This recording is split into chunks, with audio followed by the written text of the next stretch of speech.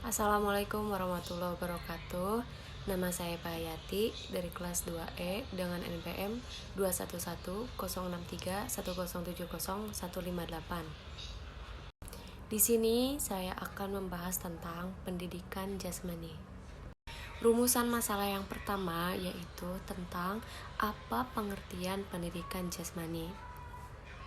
Rumusan masalah yang kedua yaitu apa perbedaan pendidikan jasmani dan pendidikan olahraga. Yang ketiga yaitu apa saja tahap belajar gerak dalam pendidikan jasmani. Dan yang keempat yaitu bagaimana aspek dalam pendidikan jasmani. Tujuan dari rumusan masalah tersebut diantaranya yang pertama, untuk mengetahui pengertian pendidikan jasmani. Yang kedua, untuk mengetahui perbedaan pendidikan jasmani dan pendidikan olahraga. Yang ketiga, untuk mengetahui tahap belajar gerak dalam pendidikan jasmani. Yang keempat, mengetahui aspek dalam pendidikan jasmani. Yang pertama yaitu membahas tentang pengertian pendidikan jasmani. Pendidikan jasmani merupakan suatu proses pendidikan yang memanfaatkan aktivitas gerak atau fisik untuk meningkatkan kebugaran jasmani, mengembangkan keterampilan motorik, pengetahuan dan perilaku hidup sehat dan aktif, sikap sportif, dan kecerdasan emosional.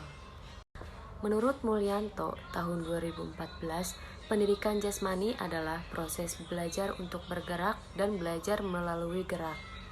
Ciri dari pendidikan jasmani adalah belajar melalui pengalaman gerak untuk mencapai tujuan pengajaran melalui pelaksanaan aktivitas jasmani, bermain, dan berolahraga. Yang kedua yaitu perbedaan pendidikan jasmani dan pendidikan olahraga.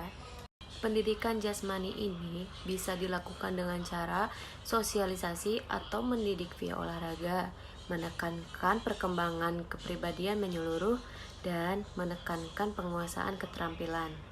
Sedangkan pendidikan olahraga bisa dilakukan dengan cara sosialisasi atau mendidik ke dalam olahraga, mengutamakan penguasaan keterampilan berolahraga, dan menekankan penguasaan teknik dasar. Yang ketiga yaitu tahapan belajar gerak dalam pendidikan jasmani. Ada 3 tahapan belajar gerak yang harus dilalui siswa untuk dapat mencapai tingkat keterampilan yang sempurna, yaitu diantaranya sebagai berikut. Yang pertama yaitu tahap kognitif.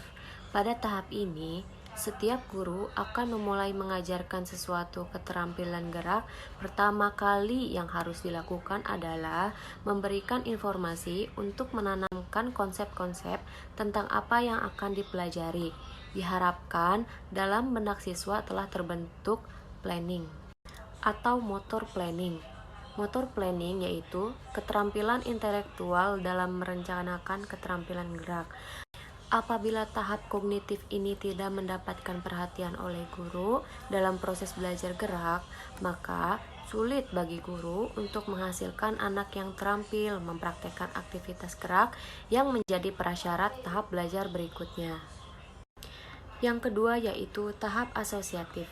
Pada tahap ini, siswa mulai mempraktekkan gerak sesuai dengan konsep-konsep yang telah mereka ketahui dan pahami sebelumnya. Tahap ini juga sering disebut tahap latihan.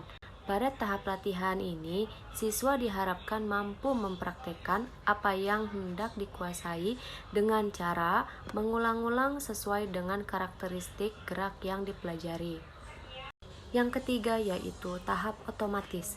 Pada tahap ini, siswa telah dapat melakukan aktivitas secara terampil karena siswa telah memasuki tahap gerakan otomatis. Artinya, siswa dapat merespons secara cepat dan tepat terhadap apa yang ditugaskan oleh guru untuk dilakukan.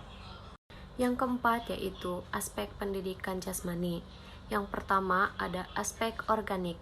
Aspek organik adalah untuk menjadikan sistem tubuh menjadi lebih baik, sehingga individu dapat memenuhi tuntutan lingkungannya dan memiliki landasan untuk mengembangkan keterampilannya. Yang kedua yaitu aspek neuromuskuler. Aspek neuromuskuler adalah untuk meningkatkan keharmonisan antara saraf dan otot, meningkatkan gerak dasar lokomotor seperti melangkah, berjalan, berlari, melompat, meloncat, mendorong, berguling, dan menarik. Kemudian, mengembangkan gerak dasar non-lokomotor seperti mengayun, meliuk, meregang, menekuk, menggantung, dan membongkok.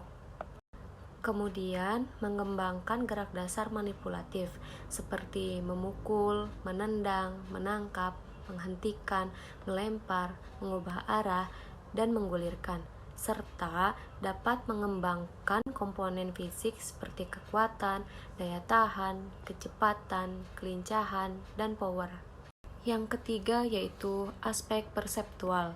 Adapun aspek perseptual yaitu meliputi dapat mengembangkan kemampuan menerima dan membedakan isyarat, mengembangkan koordinasi gerak visual, mengembangkan keseimbangan tubuh, serta mengembangkan dominasi. Yang keempat yaitu aspek kognitif.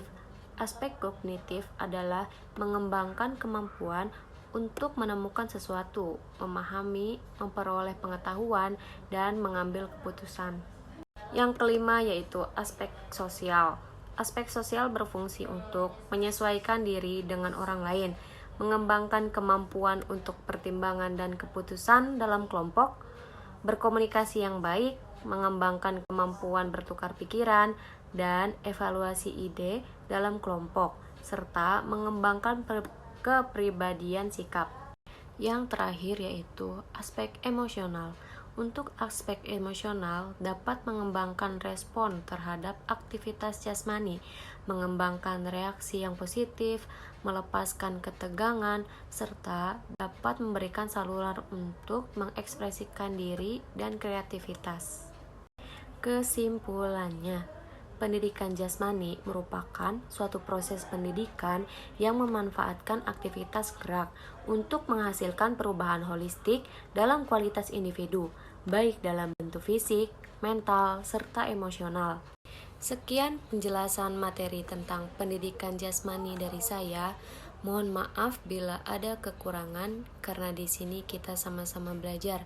Terima kasih. Wassalamualaikum warahmatullahi wabarakatuh.